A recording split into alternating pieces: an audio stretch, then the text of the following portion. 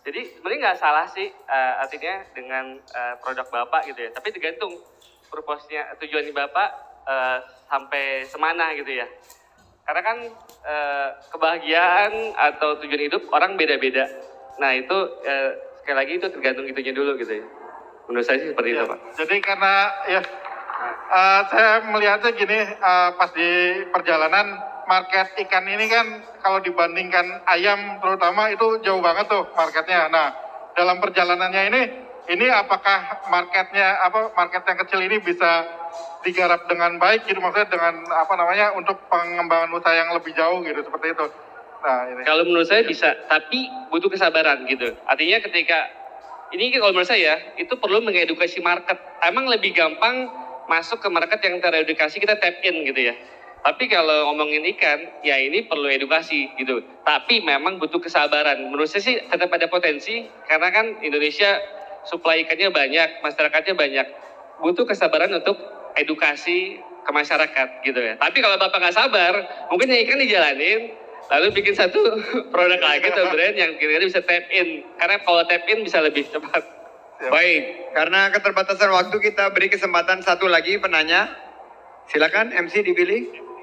Silakan boleh, ya silakan boleh disebutkan dari mana dan dengan siapa. Wah, ini juga dari ahli kita. Terima kasih banyak atas kesempatannya. Assalamualaikum warahmatullahi wabarakatuh. Waalaikumsalam warahmatullahi wabarakatuh. Nama saya Larida, cukup panggil Rida, dari Snack Hilary Sus. Yang ingin saya tanyakan kepada Mas Gufron, bagaimana cara menata hati gitu. Mas Gufron kan berganti-ganti usaha gitu. Bagaimana bisa bermanuver dengan cepat gitu. Karena kebetulan saya juga sama gitu. Awalnya saya itu usahanya fashion dulu, lalu berganti ke ayam, lalu berganti ke minuman di booth juga, Sharla gitu ya, Story. Nah sekarang yang terakhir adalah snack kemasan gitu. Saya juga memiliki, jika Kang Asep tadi ya mungkin pengalamannya itu karena nggak dapat tempat kerja, lalu beliau melakukan kegiatan apa. Nah kalau saya itu sebaliknya, saya bekerja sama mungkin ya seperti Mas Gufron. Saya pernah bekerja di sebuah BUMN, namun akhirnya saya memutuskan untuk resign setelah menikah gitu kan. Nah, namun di sana ternyata pengen ada kegiatan gitu. Mungkin dari sana juga jadi ada pengalaman untuk mengatur keuangan. Jadi yang ingin saya tanyakan, bagaimana cara inikan kita tuh jadi bermanuver dari satu usaha ke usaha lain dengan cepat gitu. Ya. Silakan. Oke. Terima kasih. Sebenarnya kalau tadi cerita saya itu pernah ada di fase uang saya di ATM BCA tinggal 20.000, lalu di BNI tinggal 30.000. Lalu supaya kan bisa diambil tuh, Pak.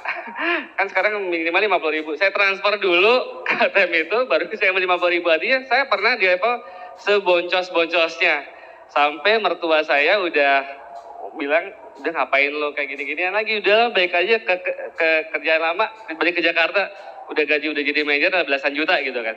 Tapi sekali lagi purpose gitu kan, tujuan hidup gitu. Maksudnya kalau kita udah tahu apa tujuan hidup kita gitu kan, walaupun itu belum berhasil, tapi kita udah dalam prosesnya itu udah nikmatin gitu kan.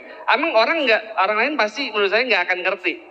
Orang lain tuh nggak ngerti, yang ngerti kita sendiri. Tapi once kita udah membuktikannya, orang lain tuh baru ngerti, oh ini maksudnya si Gufron gitu. Jadi emang butuh kesabaran, karena kita pun nggak bisa memaksakan kemauan kita kepada orang lain, memaksakan supaya kita dimengerti. Jadi mungkin kita sabar, jalanin aja apa aja, jangan ditentang, jangan dilawan, tapi kita terus berjuang, buktikan gitu kan. Nah, itu kan yang tadi saya bilang kan mungkin lebih teknik ya, tapi benar kata Mas Sandi, ada faktor spiritual yang menurut saya yang mungkin namanya rezeki langit ya. Tadi Mas Sandi benar, begitu saya nikah, itu kebuka pintu rezeki, anak lahir, kebuka pintu rezeki. Dan yang mungkin waktu itu saya lagi insap-insapnya Mas gitu kan, lagi insap-insapnya dengerin ceramahnya Yusuf Mansur waktu itu tentang sedekah gitu kan. Jadi ya boleh bilang kalau saya punya uang 100.000, 50.000 ke masjid, 50.000 buat makan kayak gitu. Dan itu percaya atau nggak percaya, itu seakan-akan sama Allah dimudahkan sih gitu kan. Makanya tahu-tahu saya bisa bikin rendang, tahu-tahu saya bikin donat, sampai haus dalam waktu 4 tahun sekarang kita punya 200 cabang, ada venture capital, tahun depan mau IPO. Ini menurut saya sih udah beyond. Terima kasih. Beri tepuk tangan dan terima kasih yang sangat-sangat meriah untuk Mas Gufron.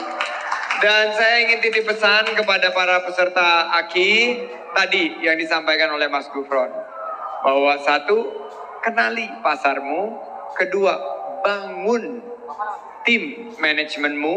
Dan yang ketiga adalah bagaimana membangun struktur keuangan. Saya mengalami sendiri usaha jatuh bangun berkali-kali. Saya melihat bahwa ternyata kesamaan, tadi kita melihat persamaan antara Asep dengan Gufron menghadapi tantangan dari keluarga sendiri yang tidak terlalu mendukung.